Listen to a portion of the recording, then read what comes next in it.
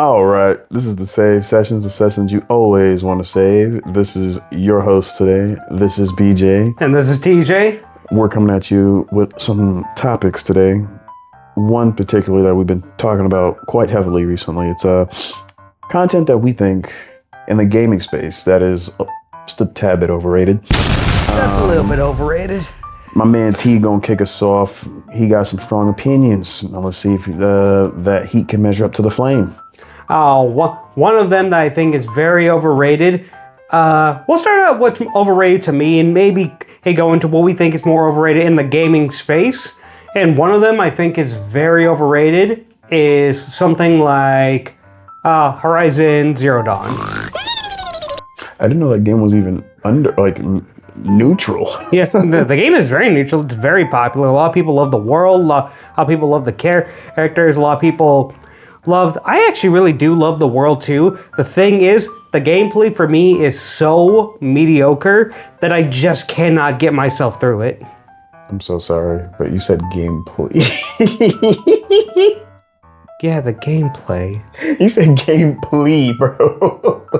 Go, I'm sorry. Continue. Anyway, I said gameplay. I mean, fact check me if I'm wrong. I said gameplay, but you're in the gameplay for me is mood this morning. You're in a heavy mood, but anyway. Yeah, Horizon Zero Dawn and a little bit of Forbidden West, mainly because I do actually really like the thought of, robots becoming like sentient animals and them trying to figure out like it was modern technology and then we got, booted back, like to the past, and now we're like cave people again and we're hunting the technology that we kind of helped create. I always thought that was really fun, like a fun concept. However, the gameplay wise, I just cannot get into it, mainly because I just don't really like the bow combat. Like, I'm not a huge fan of range combat outside of like gunplay, but a lot of times the arrows don't really do much unless it's an elemental arrow that interacts with another thing, which is a cool gameplay interactive loop, but I just don't like the setting the traps, getting that exposed, everything. And I'm more of a melee guy when it comes to my games. Not the biggest fan of a lot of ranged combat. There's some games that kind of break that mold, but not a lot of them. But yeah, basically, I never really liked the thought of, just setting the traps and... So you don't like being a hunter? Not so, like, really. The most standard definition of it, because like the game, it's a really cool, it gives you a good hunter simulation. Mm-hmm. And then as you were saying what you were saying about it, being like how we got set back, the immediate thing I thought was Flintstones and the Jetsons. The Jetsons aren't set back, they're in the future. I know, that's what I was saying. It was like, oh, wait, hold on, no, time out. I could have sworn they were both made by Hanna-Barbera, but the Flintstones is in the past. Faster. What? Like, it was the Jetsons, and then something happened, and the Flintstones came in to be a thing. So like, no. So I was lied to this whole time. There, that's crazy. That's like a really crazy fan. They do have an episode where they crossed over, but no. Oh yeah, because I was like, because I was told that when I was a kid, and I never fact checked it, given all the AI crap we have now. It's super easy. I just thought that's cool. Like we went from being all gizmos and doodads to. You know what I'm saying? Not really, but pop off. Oh no, that was it. You go back. Oh, and spoilers, we might be treading on some waters that we may have stated earlier because, games are games and our opinions are our opinions. Yeah. But basically when it comes to Horizon, it's one of those games I've tried to get into. I have tried playing it. I think I've said before in the podcast, I've tried playing it 6 times. Could not get into it. I have tried so many times. And just the story intrigues me. But Aloy, she's interesting for about 2 hours. Then once she has to go and interact with more people. Again, it's just that static robotic. Hi NPC, I am Aloy. What is your story? The NPC's like, hi Aloy, I am NPC. My story is that's this. one of the reasons I actually didn't like the game. Like I think I stated it in maybe episode 1 or 2. And I was like, I just felt like how they narrated it and how they like told the story, at least from the narrative standpoint, it was like, wah, wah, wah, wah, wah, wah, wah, wah, wah, wah. Yeah, there was a lot of it where I'm just like, you know what? I don't know who you are. I don't care. I just want to find out what's going on with Eli. Eli. Maybe I did say plea.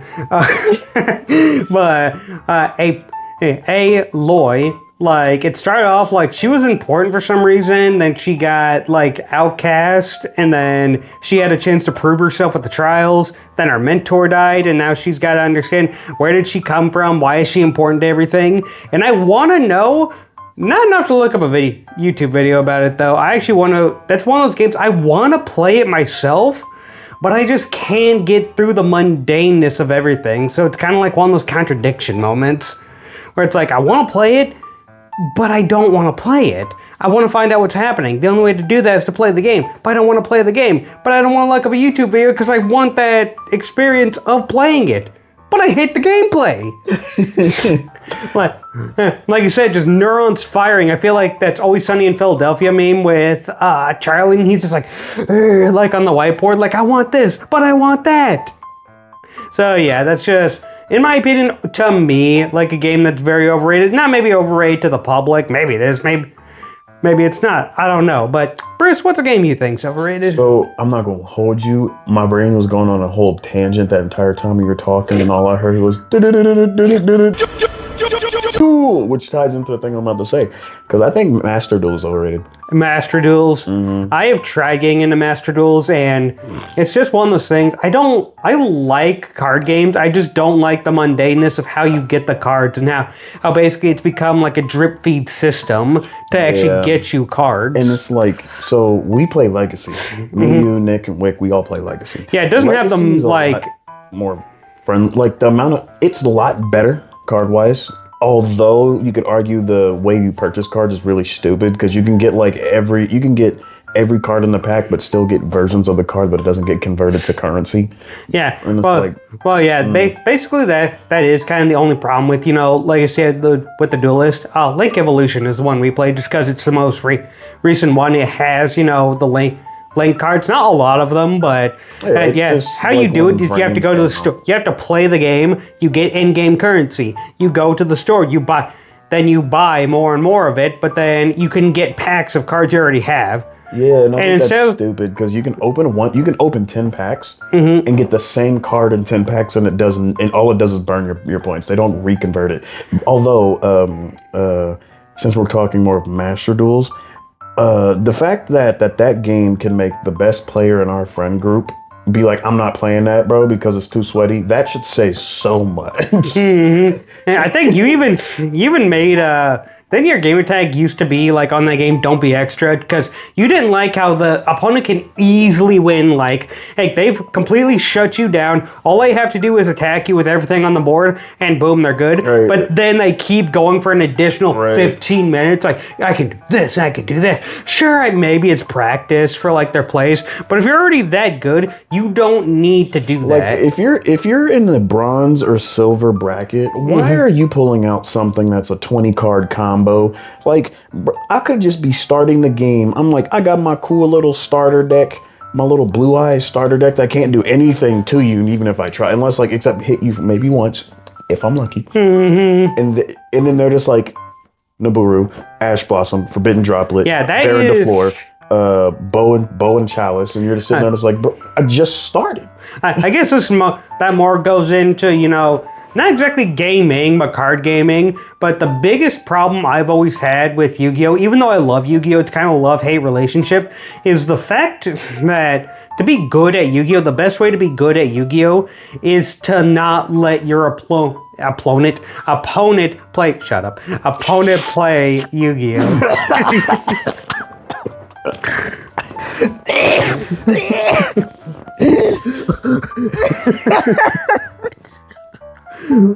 What just happened? It was not that funny, dog. It really was. It so was. It wasn't, but yeah, that's the best. That's basically how you be good at Yu-Gi-Oh. What? What were we talking about? Yu-Gi-Oh. Master Duels. Oh, okay. And I'm kind of converting that into K-pop. Man, I knew you should have ate breakfast today. He did not. He did not eat I breakfast did. My today. breakfast was half a bag of sweet tart jelly beans. Maybe it should have been something more nutritious, like eggs or something. I didn't have time. You absolutely I fell back did. to sleep after I ate the bag. Okay, but anyway, the best way to be good at Yu-Gi-Oh is simply do not let your opponent play Yu-Gi-Oh. I think I just saw this. It was a story where it was like the 300th like 300th tournament they've had worldwide, and there's this dude who was playing K9 versus Dracotail, branded Dracotail. Yeah, no, you just had Dracotail. But branded Dracotail, and the dude who played K9, he won the 2 out of 3 game matchup he was in, because simply turn 1 he shut down the Dracotail's deck, and the dude had to concede because he couldn't do anything. 2 times he conceded, and that's the tournaments nowadays. Yeah. Is like, well, that's why they tried to introduce Genesis, though. But then, to be fair, it's like. But Genesis, it can still. Genesis can still be, just still overly broken. Yeah, it can still be broken. It's not as broken because you can get Pot of Greed, which I like. There's literally cards that do Pot of Greed but better. So why is Pot of Greed still banned? I have no idea. Well, the fact that most other things do require a cost or are basically in line with more particular. What am I trying to say? Effects. Not just effects, but archetypes. Archetypes. Yeah. Like Melody of the Awakening Dragons. That you discard a card, right? What? Isn't a melody you discard a card? Discard 1 card and get 2 cards with 8,000 attack or more and 2,500 attack or less. Yeah. And that's clearly, and with the art, you can tell the dude's playing a guitar that looks like it's made out of Blue Eyes. Like it's made to look like Blue Eyes. It's clearly a Blue Eyes thing. Or like another one is like Trade-In. Unless a Toxic Bubble does it too. If you play a fusion card, you can add 2 heroes to your hand as well. So a lot of stuff like that, and the reason that's not banned because that only works with a specific archetype, and there's usually a cost to do it. Just like even Melody of the Awakening Dragon, the cost, discard a card while you also just played this card. Basically, you're using 2 cards. Meanwhile, for Pot of Greed, you're using 1 card to get 2 additional cards. I mean, I guess. I mean that's really the biggest reason why that's banned, and that's been banned. Yeah. Is because you can do that for free and there's no limit to it. Yeah, because I think if they brought it back, limiting it to 1 would be nice. But my biggest complaint with Master Duels though is I don't remember the old Yu-Gi-Oh games on Nintendo DS. I think it's World Tournament, right? Yeah. I had the champion one where it was I think it was XD, where they're on like the bikes. Oh, you got that 5Ds one? That one's 5D's champion something. I don't remember. World Championship 2010 through 15. I think they stopped at 15 to be honest, or 14 maybe. Yeah. But it bothers me, like, and it's just my personal gripe. It's not because it's overrated. My personal gripe with the game is like we've had like so many years of Yu-Gi-Oh, but yet we still don't have fully generated 3D models for every monster in the game. And I'm like, yes, that may take that may take a lot of money and a lot of time, but it's like, you know how much money Yu-Gi-Oh brings in every year? Way too much to not be able to do that. And the game's like it ain't no Pokemon where it's bringing in billions without even trying. But I do see your point. It's still making it. Just because it's not the top doesn't mean it's not making chump change. Yeah, and then why I do think Master Duels is overrated is because if you're a casual player, you can play casual, but it doesn't feel casual. I've tried playing casual and tried getting currency that way. You're still gonna have sweats in there. Yeah, not to mention the little single player mode. Yes, it teaches you how to use a deck and it gives you lore and the story behind an archetype, but it only teaches you 1 combo. And if you have a starter deck and you're not really that foundationally sound in it, you're getting smoked, and you only get rewarded for beating it once. But you gotta beat 50 to 100 just to get gems, and you get 10 to 20 just for completing the standard one. And then you have to play. Say there's 6 gates in one of the solo missions. There's 6 duels. You have to play 12 duels in total because you got to do the practice duel. than the actual duel with the loaner for the practice, and then you can use the loaner or you can use your own. Yeah. So it's like way too complicated, realistically. Well, that's just one of the things about the free-to-play games is they do have to find ways to drip feed you content. Sometimes it works, sometimes it doesn't. Yeah, but it didn't work for Master Duels. Unfortunately. Yeah, you know a game that does work for that I absolutely cannot stand though. Apex Legends. Close, but it is one of them games. Can't believe we got that instead of Titanfall 3. That's a shame. But no, it's Fortnite. Yeah, no, that's fair though, because Mainly because my ultimate problem with Fortnite, it's a fun free-to-play game. And sure, you only have to spend, maybe 10, 15. Sometimes you can get the actual skin. Sometimes they lock them behind season passes, which I think is really stupid and lame. yeah. That you have to complete these missions in order to get. It's like I paid for it. Just like you somehow convinced me to get the Doom Eternal skin, but it wasn't the skin, it was the season pass where you had to complete the missions to get the skin. And you're like, don't worry, bro. I'm like, well, we'll play it together and I'll get it for you. I forgot to play that bad boy. Abso-freaking-lutely. Sorry, that's a hard skin though. You know they actually resold that maybe like 2 years ago. Why would that make me feel better? I mean, I got Mandalorian skin, but I don't have them full Beskar. Beskar? Is it Beskar? Beskar. Beskar. Mm-hmm, with a V. Yeah, so like my Mando is just running around with just like a knee pad and a shoulder pad and like just Beskar, and everything else is just leather. Oh yeah, because now everything's in Fortnite. Like everything Disney is pretty much in Fortnite. Everything DC's in Fortnite. They got some anime skins that look god awful in Most Fortnite. of them actually look terrible. The ones that they formatted in like and the ones that skins. the ones that you could buy, like the Goku skin, you didn't have to. If I remember right, you didn't have to do a mission for that. You just got it if you paid for it. But it looks so god awful. The only one that looks okay is the base form. Yeah, the base form looks okay, and then like they skipped Super Saiyan 3, they skipped Red. Well, yeah, they had one Blue and Ultra Instinct. Yes. And it was like, and all of them look dumb. I think it's because usually Goku has like round eyes, but when he goes Super Saiyan, he gets like block eyes. Like, rectangular, almost triangle, like, eyes that he starts getting. But they have that for every one of them. And also, he's not expressive. So no matter what, he always looks kind of goofy. Yeah, the only expression, like, it's only when he emotes is like his expression shows. When the game, he's just going like...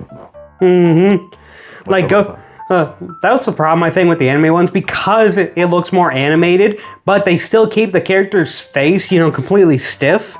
It just looks awkward. And also their face just doesn't change that much to where, I don't know, it doesn't represent the franchise that well, especially like the Naruto ones. But my main problem with it is that it is free to play, but it is one of the few live service games that have made $1 billion. It's crossed that threshold to $1 billion. I think there's some other ones that have done it, but I don't know, is PUBG still around? I think so, yeah. I think, because I know they have collabs and stuff, but like I don't, like, since they've fallen off when they were like neck and neck with Fortnite, I don't know how like popular it is, because I never see anyone talk or play it. But yeah, me neither. I think I've seen some advertisements for it, but basically with the whole thing, and the whole reason I started very much distrusting live service from the start is because you can pour an infinite amount of money into a live service and then not have to let your players pay for it, which is cool at first because now they can make the argument you don't have to pay if you don't want to. However, the whole thing is if you want those cool things, you pay for it. But now that you pay for it, now they're just scooping back that money a little bit at a time, and it's working a treat. Because now they made over $1 billion and they're still going. They have more than, I think, triple, quadrupled, or even, I don't know what the number for 5 is, but that they have like multiplied their money like for over like 5 times what they spend to actually make the game. Sure, they're still making money to spend the game, but I feel like it's a drop in the bucket compared to what they've made overall with it. And now that's encouraging every other game and a lot of other games to be live service because that's what makes a lot of money. But that's why also games are now more and more expensive. Is because now every game, and live service or not, a lot of times has to be a giant like $100 million, dump pour in. like a giant gamble. Excuse me, like a giant gamble to make the game, sell it, and then try and get it back. Like Concord. Concord, I think, was $500 million, and it only lasted 11 days. They more than did not make their money back. Yeah. So basically there's that. And even then, Assassin's Creed tried to go live service. Only for everyone to say that's a stupid idea, and they're like, hey, no, we're just kidding. We're not doing that. Yeah, that'd be stupid. It's like, hey, Ubisoft and especially EA is great. That's why Madden and FIFA are the way they are now. It's because, sure, you have to pay the initial price for them, and then they keep drip feeding you the games over and over. But then all they did was just give you like a $60 or $70 patch to get a new game, to where then you just keep paying for the new players that you wanted anyways, for the more microtransactions. Because that's how EA can not put any effort into either of those games, yet still make a shit ton of money. It's because people are dumb. Mainly it's like, I don't really want to say they're dumb, it's just their only representation in the franchise they have. I mean, Rematch is a good contender right now. Rematch is a great game. That would be, that's for the other video. Yeah, but basically, I wouldn't really say that they're dumb, but I do say it is hurting more than they think it is. Because I had a buddy who plays FIFA and who loves FIFA, and I'm just like, if only he knew exactly what it was doing. The reason you can't get a better soccer game is because they don't have to put in effort, yet you're still going to spend the money for it.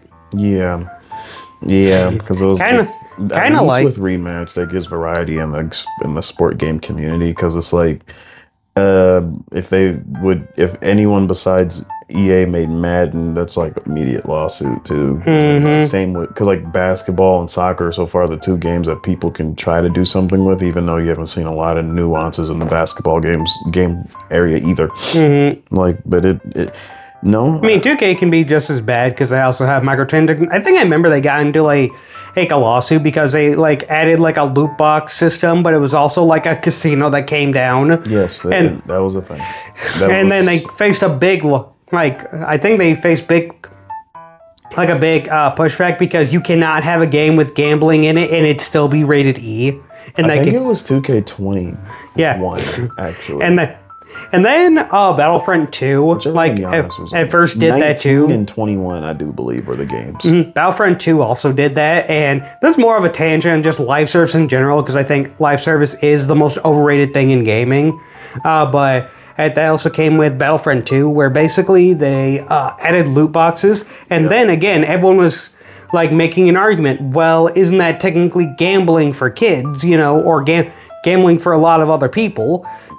And then they said it wasn't really gambling. It was more like, surprise trading. Yeah, but if it's it's gambling if it tells you have a chance to get something, but you don't get it. But that was my funny thing, is they tried to defend it in court like that. Like, no, it's not gambling. They're called, surprise trading or something like that. So, ironically enough, that actually goes into my next game, and it was Overwatch. Overwatch? Yeah, so Oh, you never liked Overwatch that much? I never liked Overwatch, but I only played it because my friends played it, because it was a moment in life where it was like, I play games with my friends because I enjoy playing games with them more than the game itself type of situation. Yeah. But Overwatch, they had the same situation with loot boxes, and they're actually bringing them back. And it's like, I'm pretty sure it's like, they're not even bringing back every single skin, I'm sure. I mean, I think hero shooters are overrated, even though Marvel Rivals is like the only reason Overwatch is actually doing good now. Because they're like, oh, an actual competition that's actually doing good and good to their player base. Yeah, maybe we should step it up. Yeah, because and then that's actually due to Overwatch stepping up, that's showing the cracks in Marvel Rivals, be it like characters or like supports or tanks and all, they're just like how they operate, you know what I'm saying? Oh yeah, and that's good for that is good for competition is that, they show each other the flaws where if you want this and this, then go to Overwatch. If you want this and this, go to Marvel Rivals. Yeah, because like Overwatch obviously I think Overwatch is more creative, except for like the new current Overwatch, because all of that shit's just ripped off of Marvel Rivals, bro. Mm-hmm. Like there's a new character who's like literally a Phoenix, Mm-hmm. who does Phoenix's ult and like behaves like, I don't even know Marvel characters. Oh God, I was like, they basically cloned. They basically cloned a lot of the Marvel Rivals characters in this, in the new 5 characters that just released in the update that dropped Overwatch 2 back to just regular Overwatch. Yes, that was the next thing I was going to bring up. Like that, Overwatch was a great game to start off. Even won the. Sorry, that threw me off. It kind of scared me for a second. It didn't scare me, but it just threw me off. I'm like, it just. Anyway, Overwatch was a great game when it came out. Even won Game of the Year for 2016, I think, is when it won. And then, sure, there were problems with it, but the fact that it was such a new, innovative title for its time was what kind of carried it. But then they decided to make Overwatch 2, and all they did was basically remove things and then slap a 2 on it. And never added I think campaign or story mode. Yeah, they said they were going to add a PvE mode, which never happened. You know what's funny? In the press conference, a lot of people were making the joke that was like, we're going to add a new mode, like then versus now. It's like, we're going to add whole new characters, obvious ripoff characters. We're not going to add a PvE mode. We're going to add a PvE mode. Mm-hmm. It was just like Overwatch then versus Overwatch now. Mm-hmm. And then, it's so funny. And then they say they're not gonna. They say they're gonna, then they don't. Yeah. And or they say they do, but then they half bake it. Mm-hmm. But then Marvel's Rivals get out. And then they make it from a 6v6 to a 5v5, which... Honestly, I didn't really see the problem with that, but that was again because I also barely played. Mm-hmm. Like it didn't. Well, the thing about that is now every character is even more important, including tanks, because I hear tanks have become even more essential because basically now you can only have one tank, and whoever is the tank needs to be good with whatever they're doing. That's it. I'm not that big into it. I'm just saying basically what I've heard. I played it a little bit, but I just never got that into it. Because, like, ironically enough, that can also tie into something that's overrated. It's not an individual game itself, but, like, the competitiveness of games is overrated sometimes. Because, like, there's times where absolutely I understand. I want to be competitive. I want to talk my shit. I want to, I'm trying to crip walk on somebody. You know what I'm saying? Like, I'm trying to just be like, yeah, I'm better than you and you suck. Get off the game. I'm trying to do that a little bit. But like half the time, I'm just trying to de-stress and chill, just enjoy it. Be like, maybe I wanted to try a new character. Or like some dudes who go real hard, like that one dude who made that video. It's like 3 reasons why story mode games are trash, bro. Number 1, 0 replay value on a story mode game. Once you beat the story mode, then what, bro? And that's why they won't play someone else. Like, what is the purpose of playing a game if you're not going to get better against a real life human being? Otherwise, the game's just trash. Like, story games are trash, and dudes who only play story... AIs are better than real players. It's like, that's why they have difficulty sliders. Hey, I would love to see that dude play Dark Souls for the first time. I would love that dude. No. You know, it'd be funny. You know, it'd just be hilarious. Throw him in Fighter Z, 1 character versus 3 on the hardest difficulty. Watch him get juggled so hard. Talk about TN with a Kikoho and a Spirit Ball, then Goku going, bomb it. But speaking of that, that new Marvel Tokon Fighter Spirit game's about to go crazy. I mean, you got to cop that when it first comes out. What about the Invincible game? Invincible game? That one looks okay, but again, it just kind of looks like... To me, that game looks kind of cheap, but who knows? It could surprise me. It's actually quite gory and violent. I know it's gory and violent, but at the same time, it just kind of looks like... To me, it looks like an off-brand, like... What do you call it? Like Mortal Kombat game, but like, so like for the show Invincible. Version? What? So like the phone version of the Mortal Kombat game? Maybe kinda. Because it looks decent for a phone game, but like shade here, but it looks better than half it looks better than 2 of the 16 PS5 exclusives. Damn. You gotta go there.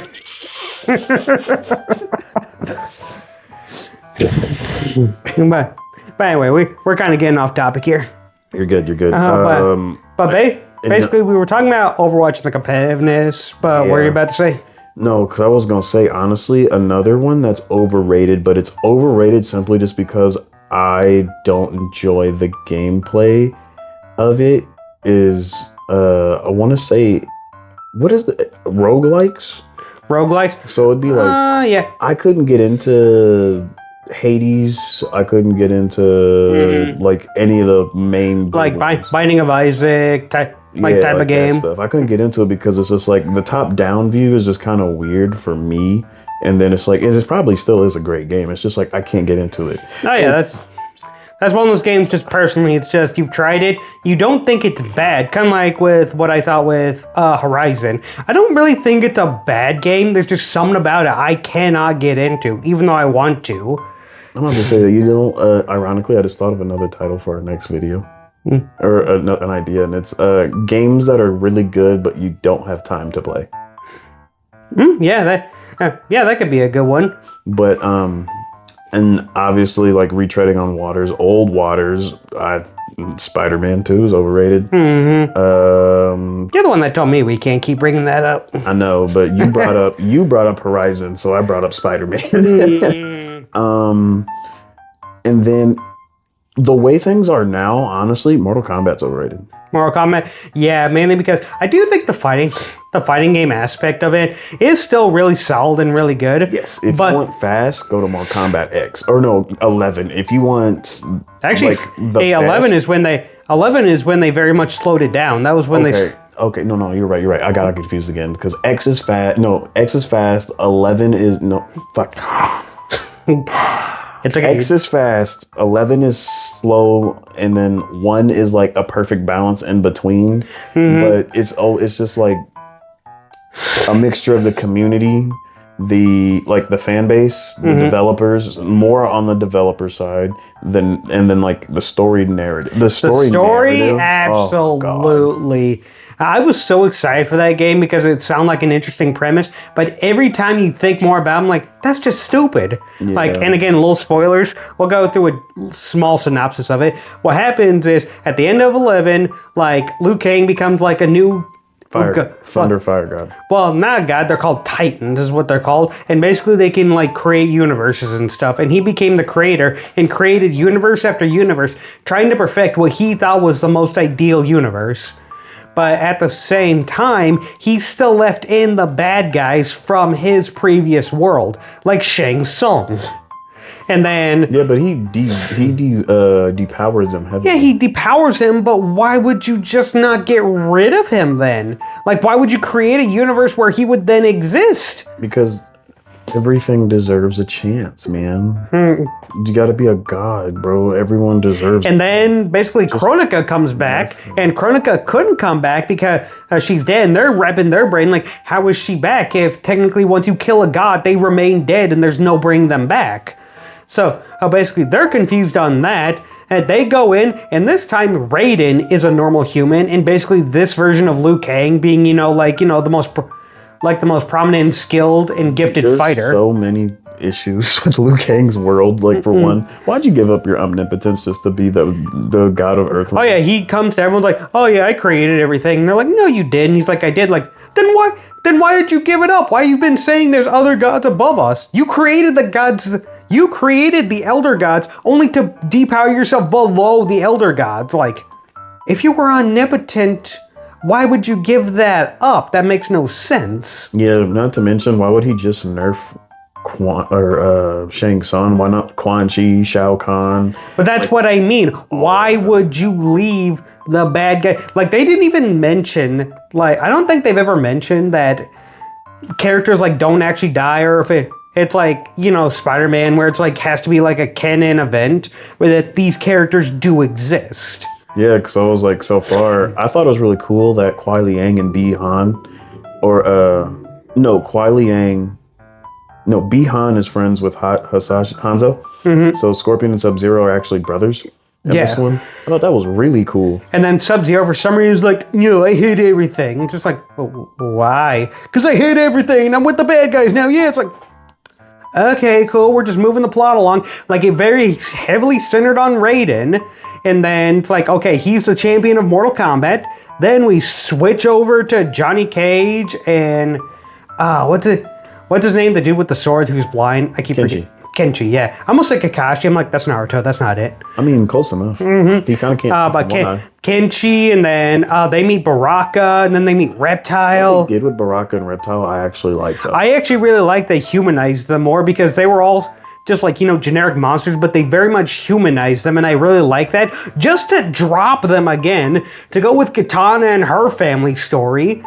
Just to drop them again and then go, like, it's like Kronika, that's actually Shang Tsung in disguise, because basically at the end of the Mortal Kombat 11 DLC, which I have not played. Oh, no, you don't want to. Pretty much, it's stupid. Yeah, but what happens was they created a multiverse where every single character in some way has been a Titan. Yeah. And basically Shang Tsung became a Titan at the same time Liu Kang did. And then basically they have a whole new roster of every single character from the game that... Oh my god. That became a Titan. So in the DLC of Mortal Kombat 11, what they do is they infiltrate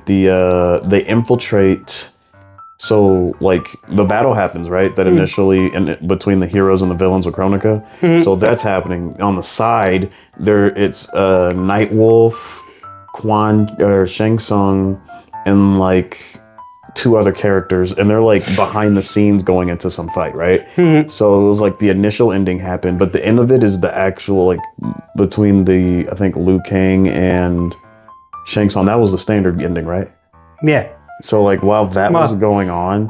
Well, the standard ending, like, for before the DLC was basically, you just beat Kronika and you become a god. Yeah. But the good ending, if you don't lose a single round to her, Liu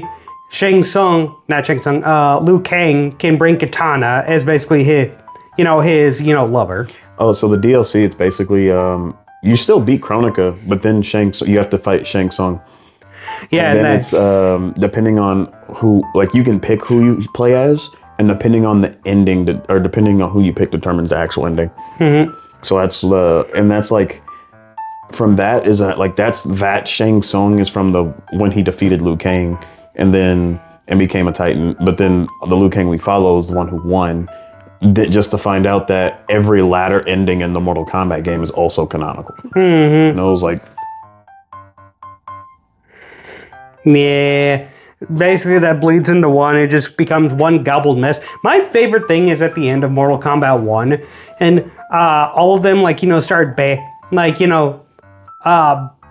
basically just start talking at the end of a bar, and they start doing that banter that, Marvel characters do. And they're just like, oh, no, like, yeah, we're all good buddies, yeah. And then Liu Kang starts leaving. He looks back, like, the universe is in good hands. And then walks away. I'm like, why? They didn't do shit. What do you mean this universe is in good hands? Not to mention, like, I thought it was really cool in the ending of Mortal Kombat 1 how you got to fight different variation combinations of characters which weren't in the base game. I thought that was stupid. Really? Yes, because it came out of left field and completely overdid and completely threw away basically the story of the characters we were already focused on. Just to throw it away and focus on those. It's just like... Okay, where it's like, okay, I chose Liu Kang because I'm like, I want to pick the god Liu Kang, but it wasn't the Liu Kang from the story. It was another Liu Kang from another timeline, from another multiverse.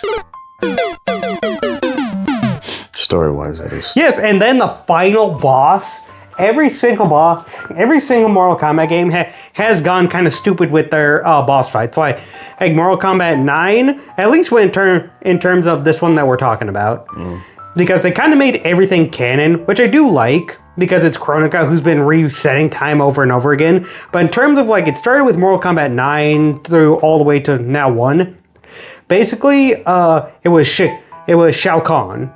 That was, he was bullshit, he bantered, he had super armor, he had moves that did way too much damage.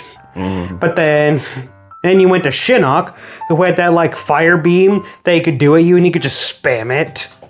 And even then, they kind of took something like that and made that for Brainiac for Injustice 2, because they're both made by NetherRealm. Kind of fun fact, because Brainiac can grab you with his tentacle arm, slam you against the wall, do a quarter damage, do a move that has an arm that puts you up, and then an arm that puts you down that does over half. So he can do 75 with his first combo. So they, and then Kronika, yeah, same thing. Kronika's was kind of cool though because she had a move where she could like rewind your entire combo, but you take damage for it for some reason. And I was like, yes, and there's no way you can stop that. Yeah, you can't block that whatsoever. So it's like the only way to do it is you just have to be lucky. Yeah. So basically, Mortal Kombat 1, yeah, that was disappointing because the ending of it was just Shang Tsung. One round. Not even a bullshit, It wasn't even... He didn't have any bullshit moves. He didn't have any, super armor. He didn't do any moves that, attacked you and did way too much damage. It was just normal Shang Tsung. Just to find One round. Just to find out the next game, it's still going to be Titan Havoc. Because he, at the end of it, he's gets back up and walks away, and he was like, "Oh, I'm not finished.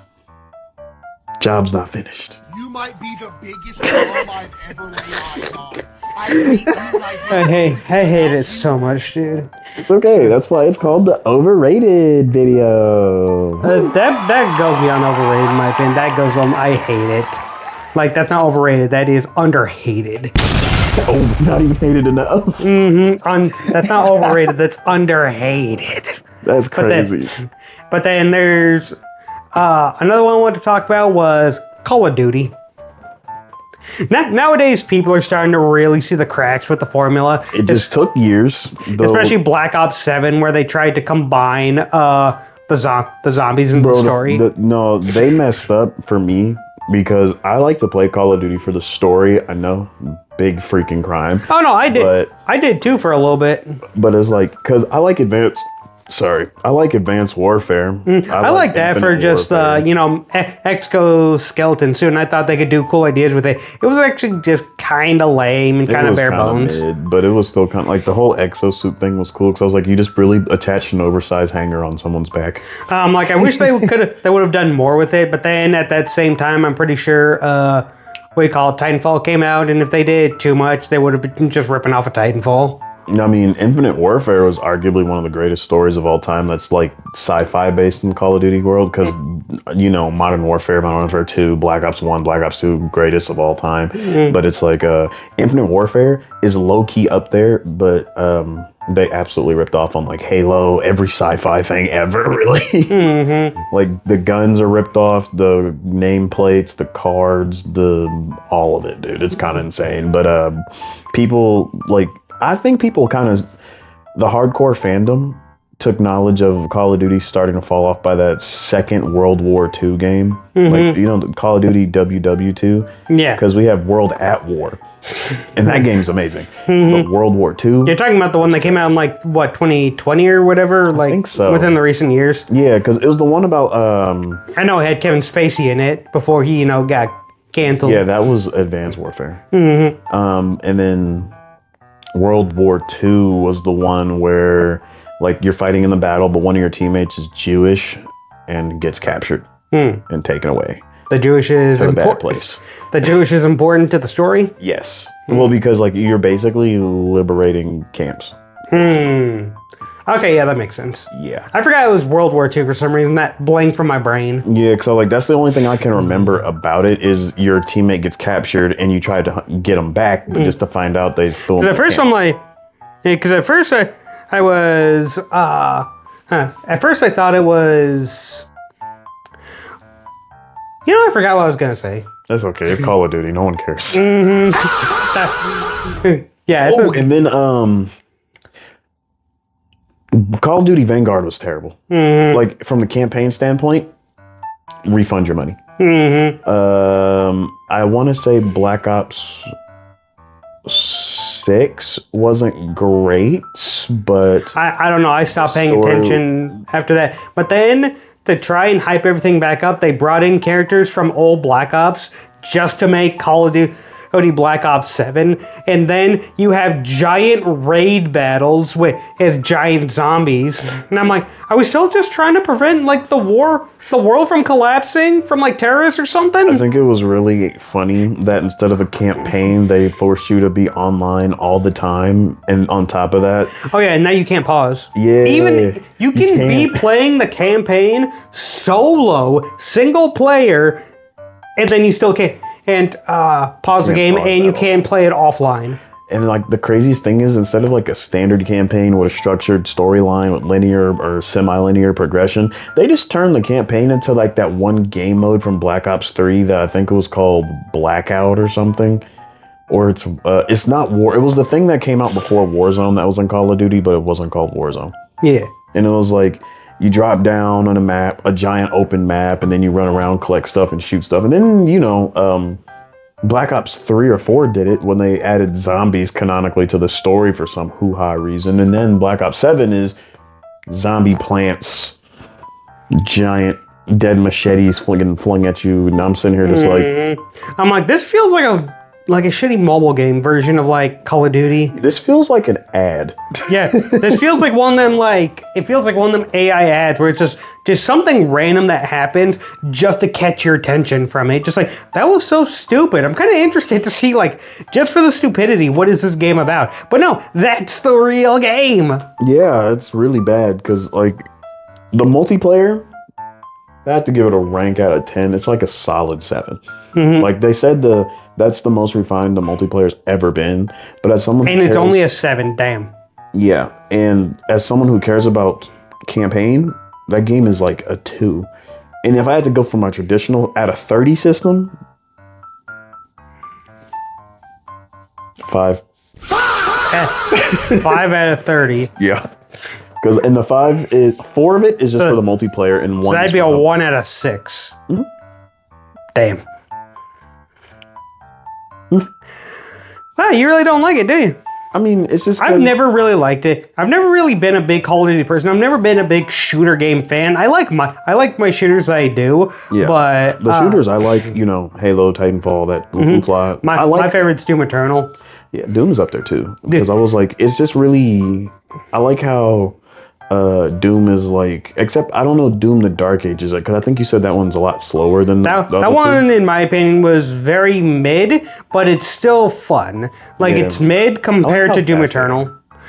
Like, Doom Eternal was super fast. This one is a little bit slower because they focus on, like, parrying, because everything's got to have a parry system nowadays, which I think was kind of a misstep for him. The shield looks badass, looks good. The fact that you can, it's a chainsaw, goated. And the fact that have moves that you can you have this big, like, mace thing, you can just, like, one-shot things, goated. They took away a lot, though. Like, they took away glory kills, which absolutely disappointed me. From what I saw, you don't have a dash anymore. Well, you do have a dash, but you dash forward with the shield. You can't go any way anymore, which I thought was also kind of a letdown. It kind of limited your mobility in some ways to help focus more on the shield. Because again, the shield is a very mixed bag for me because it looks amazing. I love throwing it and recalling it like Captain America. And I love that they implement that into the gameplay. But yeah, it just kind of grew very mid for me very fast. The level design, boring. The story, in my opinion, just super underwhelming. Because, in my opinion, I never even really played Doom Eternal for the story. The story was just simple. There's a horde of zombies. You can look more into it if you want with the codexes and stuff. You can look more into it if you want. But basically, the story is just plain simple. Go here, do this, boom. That wipes out a ton of the horde. So you could say that Doom Eternal is properly rated, while Doom of Dark Ages is overrated? Yes. And then there's one final topic I want to talk about because this is going to be a big one. I'm a big fan of this franchise. I have been since I was a kid. And this will be a personal story. Hey, you know this. I had cancer when I was 2. Got rid of it when I was 4. Got it again when I was 6. Then, I got it when I was 2. Got rid of it when I was 4. Got it again when I was 4. I relapsed. and then got rid of it finally when I was 6, and I'm still here to this day. And you want to know the one thing that was with me the entire way? Pokemon or Mario? Pokemon. Mario is now overrated. And Mario still pushes out banger after banger. The last one, Mario Wonder, it was a little mid, but it was still extremely fun. But Pokemon was there for me day one. That is my day one franchise, day one game. And it's very disappointing to me to see where this franchise is now. I love Pokemon with all my heart, and it breaks my heart to see what it's become. Like, basically, the first games, yeah, they weren't the most sound or solid games, but they had like 4 or 5 people working on it. And basically, it's like, for as much as they got right compared to what they got wrong, the wrong are very minor complaints. Just currently, the wrongs are a lot louder than the rights. Because, like, as someone who isn't as a Digimon fan, I'm a big Digimon fan too, because I grew up with Digimon too. As a Digimon fan, asking a Pokemon fan, can you confidently tell someone who doesn't know a lot about the franchise gaming wise that the last 3 titles have been good? No, I do not think the last 3 titles. Legend ZA was a big step in the right direction for me, but it still had a lot to be desired. I mean, at least they're finally taking a step, though. Yeah, in terms of gameplay, yeah, it was really fun to see the formula switched up and also have it still be a very fast, competitive format. The only thing is, Pokemon that have long animations like Aegislash, which isn't a fantastic Pokemon, typing and stat-wise, unfortunately, it suffers because its ability, it's apparently like guard change, I think. I forget what its thing is, but basically, depending if it uses like a status move or if it uses an attack move, it will switch to it holding its shield, or it will switch to it holding its shield with one hand and using itself as a blade. But now that Pokemon is completely unviable because you have to wait for the animation for it to switch. So there's still some rough edges to it, but basically where it all went downhill, in my opinion, is when it first came to Switch. Like, Switch was arguably the downfall of it. Where, 2017, I think, was when Ultra Sun and Ultra Moon came out. I love those games. That was a big love letter to the Pokemon franchise that I have not seen in a long, long time. The fact that the post game, you got to face all of the antagonists from all previous games, and they have their legendary team, was goated, was gas. Everything about it was a 10 out of 10 to me. Now, a lot of people, there's some contention when Pokemon fully started falling off. In my opinion, the way it started showing kind of how lazy or understaffed that the Pokemon franchise was with Sword and Shield. Pokemon Let's Go and Eevee, those were okay for what they were, but it was clearly like a side game that they were working on to try and get the Pokemon Go community and the Pokemon main series franchise together. And I think I've talked about that a little bit on the previous one, but this one I really want to go all the way with. Okay. Then the Switch came out. Pokemon on Sword and Shield came out. That was good, I've said, for 3 gyms. Then it became a very standard I'm about to say, you already know what I'm about to say. When my little friend Nicky Boy Swag, sauce him up, Nick. Oh yeah, he beat the game with nothing. Just one Pokemon. Yeah, he beat it with nothing but a Noibat with its ability Cacophony, which I'll actually have to look up. I didn't even know it had Cacophony as an ability. Maybe it's its hidden ability, I don't remember. But basically, it boosts all sound-based attacks. And being Noivern, that makes sense. Yeah, because I was like, bro, you know how bad it is for a game that you can beat it with one Pokemon first try. You've beaten the game and you don't remember anything about it because you just spammed A through it. Pretty much, because I was sitting there just like, if I can beat the game and not pay attention or remember it, it's kind of not. It can't be that difficult. If my friend can beat it if Nicky Boy can beat that with one Pokemon, the game's not good. If anyone can beat that game, no, a 5-year-old can beat that game. Someone who's never played video games can beat that game, and somebody with what's that shit? What's that thing? I just heard about it. It's gonna come back to me. Yeah, I'll continue with it. But where I think it really went wrong, aesthetically, it was okay. It was still a little behind the times, but Pokemon has always been a little behind the times, so I didn't mind that too much. But then the story, it came along. It was nothing but cutscene after cutscene, which was okay, but no voice acting, which was really distracting. But then, and you get who's the champion? Leon, what's his ace Pokemon? Not even anything from the region, a Charizard. Like Charizard hasn't gotten love enough. Okay, then you finally get the Pokedex, you finally run around. You don't face the first gym till you're almost level 20, which already is like you're getting a little too high in level there. And then when you actually get to the gym, it's this big arena with these cool gym puzzles, but the gym puzzles get more and more lacking as it goes on.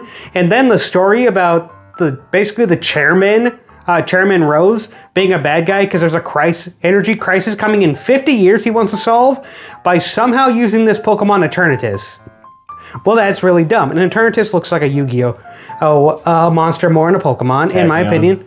It's like the Tachyon. Absolutely. And then the story, lackluster. And then I think I've talked about it before, but basically they have the story where there are these giant Pokemon. The whole gimmick of that game is Dynamaxing and Gigantamaxing. Holy God. Man, I'm tripping over myself here. Okay. But they have this whole plot thing where there are giant Pokemon spawning all over. You're like, oh, that's so cool. I want to be a part of that. Like, yeah, let me get in there. Let me fight them. Let me save the city. It's like, oh, no, the champion's got it. You go continue your gym badge. It's like,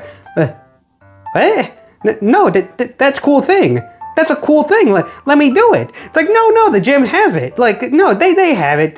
Not the gym, but the champion has it. You go do it. Then why did you tell me? Why were you telling me this was going on if I can't be a part of it? I am the player. I'm supposed to be the cool guy in my game, and you're not even letting me be the cool guy. Like, you're just pushing me aside like, but that's a cool thing. Imagine Halo if you were just one of the technicians and you weren't Master Chief. Like, yeah, Master Chief needs a Warhog. Oh yeah. Boop. Okay, yeah, he's got it. That's it. That would be the game. That is the equivalent of it. Like, that is a cool thing. Imagine not exploring the actual Halos. Imagine not actually encountering the Flood. Imagine not fighting the Covenant. Imagine all of that. You're just some technician, some lonely soldier on the sideline instead of Master Chief himself. Like in Pokemon Sword and Shield, you aren't even the guy. And that irritates me more than anything. They didn't even bother making a cutscene for it. Well, it did not. And then the gym and puzzles get more and more lame as it goes on. Then the final gym, the dragon one with I forget what his name is. What's his name? Radagon? It's not Radagon. That's Elden Ring. But basically, there's this giant castle, and he's a dragon type gym leader. It's like, that'd be so cool, just teleporting from one to one, or there's this challenge where the whole thing comes to life or something. That I'm so excited to see what it is. You know what it is? You go into the lobby, you turn to the right, there's a giant room for double battles.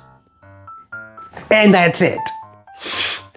And then, in my opinion, what was it? Scarlet and Violet did it even worse. Oh, yeah, no, that game is buns.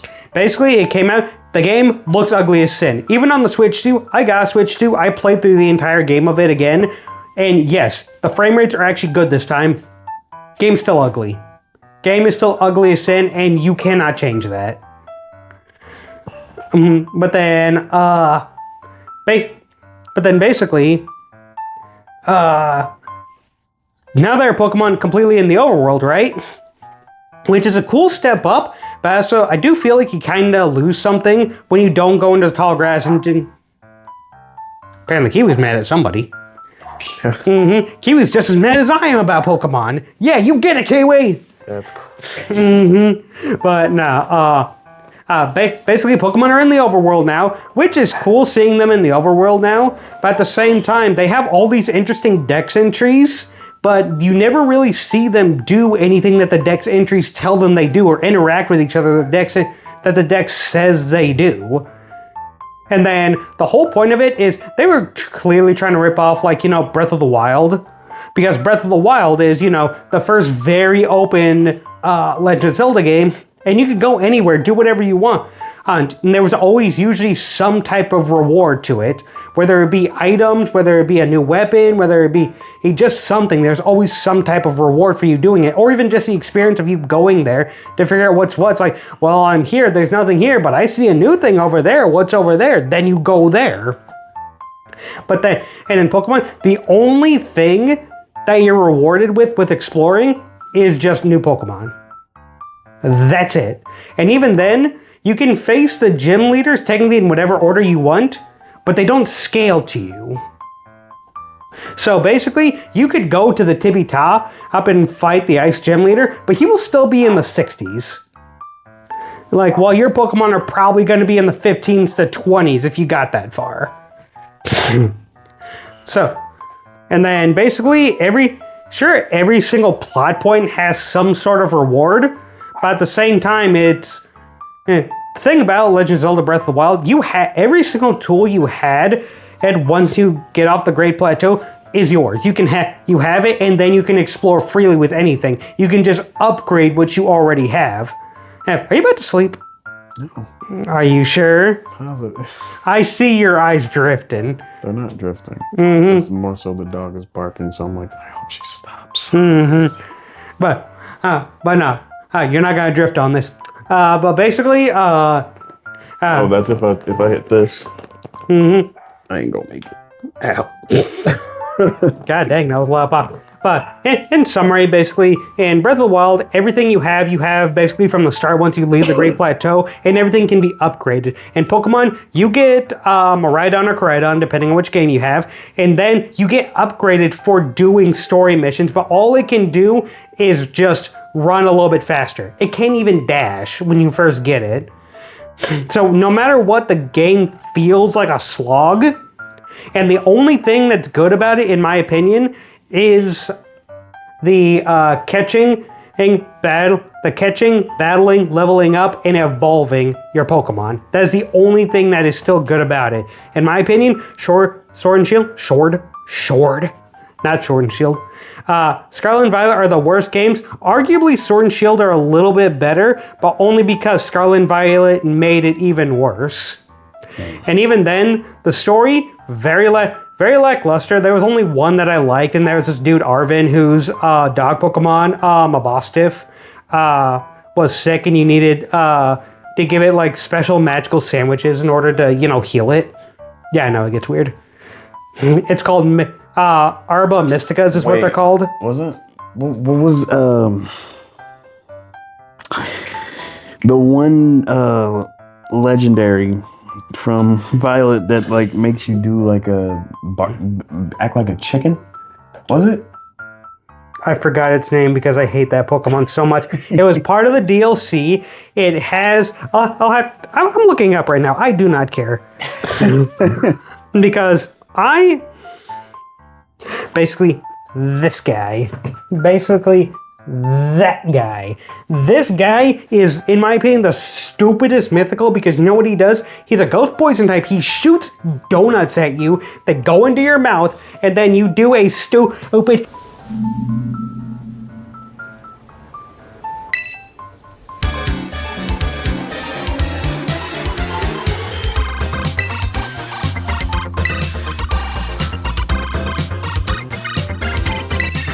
But fine. Why does it make you do a chicken dance?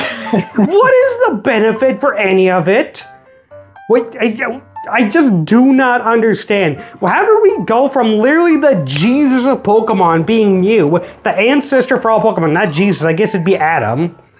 It would be the Adam of all Pokemon, basically the very first Pokemon to ever exist. You get Celebi, a time-traveling warrior. You get Deoxys, who's an alien that gets corrupted by some sort of Pokemon DNA. You get Jirachi, which it slumbers and can grant 7 wishes.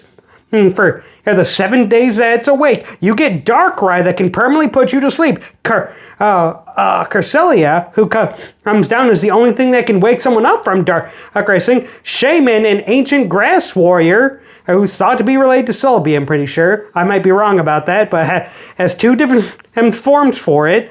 And how did we go from these goated mythicals to a donut-flinging, mochi dancing piece of shit that we get today? Oh, I can't. I fucking can't.